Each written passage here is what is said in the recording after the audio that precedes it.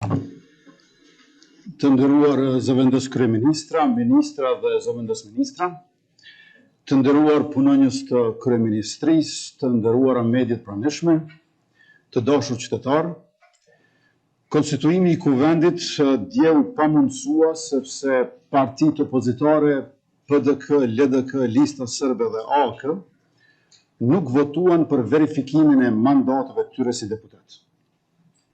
Në thelb, ata që nuk pranuan që formalisht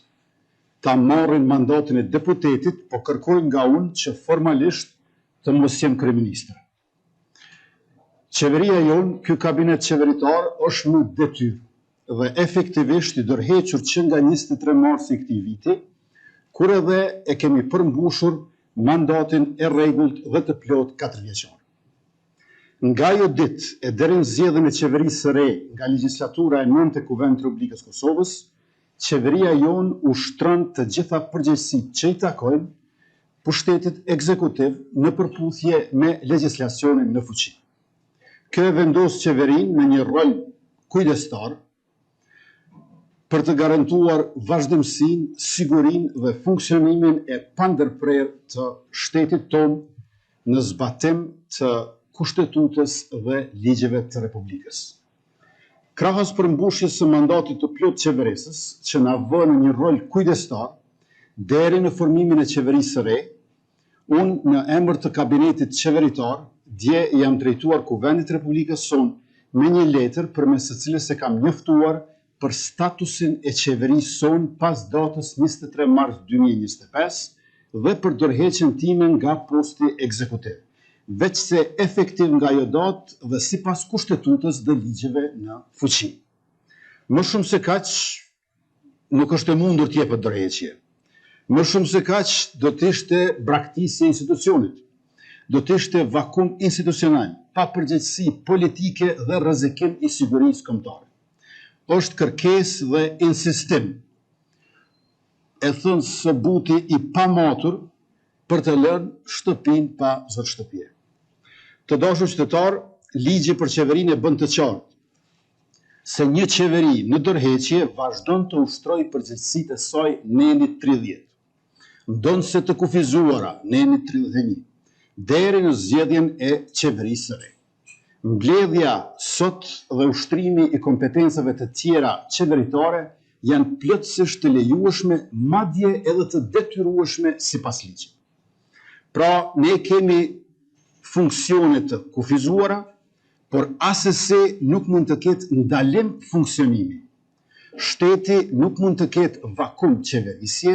qeveria nuk mund të ketë ndalesë funksionimi. Kemi nga e kaluara shembullin e ish kryeministrit Thaçi që ndonse kishte dhënë betimin e deputetit në korrekt të vitit 2014, kishte vazhduar të jetë kryeminist në detyrë deri në 10 të atij viti kur u votuar qeveria e re. E kemi shembullin e ish kryeministit Haradinaj, i cili dha dorëheqjen korrekt vitit 2019, vetëm për të vazhduar tutje si kryeministër në detyrë deri në zgjedhjen e qeverisë Kurti-ni në shkurt të vitit 2020. Gjithashtu e kemi shembullin e ish kryeministit Hoti, i cili mbeti në detyrë deri në formimin e qeverisë Kurti-2 në mars të vitit 2021, përkundër faktit që qeveria e tij u shpall e jashtëligjshme nga gjykata kushtetuese në dhjetor të vitit 2020.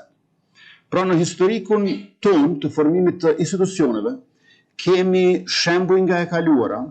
kur një qeveri e udhëhequr nga PDK, ndonse me kuvend të shpërndarë,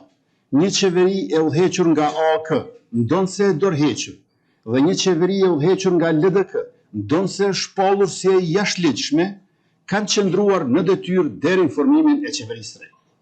Por një qeveri e udhëhequr nga lëvizja vetëvendosje, ndonse ka përmbushur mandatin e saj të rregullt 4 vjeçar, na u dashka të largohet nga zyrat e saj një orë e më parë. Si fitues të padiskutueshëm të zgjedhjeve të 9 shkurtit 2025, jemi shumë të interesuar që të ecim përpara drejt formimit të institucioneve të legjislaturës së 9 dhe atë sa më parë menjëherë. Si qeveri në detyrë jemi shumë të vëmendshëm dhe të përgjegjshëm që të mos lejojmë vakum institucional, jo për një ditë, jo për një orë, por as për 1 minutë të vetëm.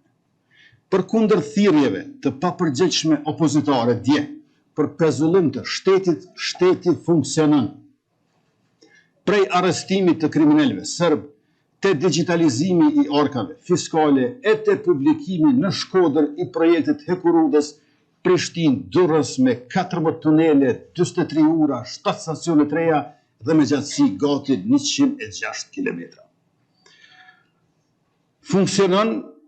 edhe sot shteti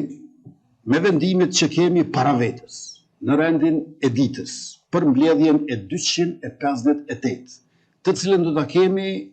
për shqyrtim bordin e ri të drejtorëve të ndërmarrjes publike, kompania rajonale e ujësjellësit Hidroregioni Jugor, huamorrjen për Telekomin e Kosovës, planin e veprimit për zbatimin e strategjisë për avancimin të drejtave të komuniteteve rom dhe ashkali, propozimin preliminar për shpërndësimin për interes publik të pronave të palojshme për nevojat të institucioneve qendrore të sigurisë të Republikës Kosovës në komunën e Prizrenit dhe Malishevës e të tjera e të tjera. I siguroj qytetarët se për të zhurmës opozitare dhe disa mediave të ish regjimit dhe të oligarkëve që madje kanë shkuar aq larg sa që i kanë regjistruar biznesin në Serbi, Republika e Kosovës atë dhe po ecën përpara në ekonomi e në demokraci, në rend me ligj e me siguri e paqe për gjithë.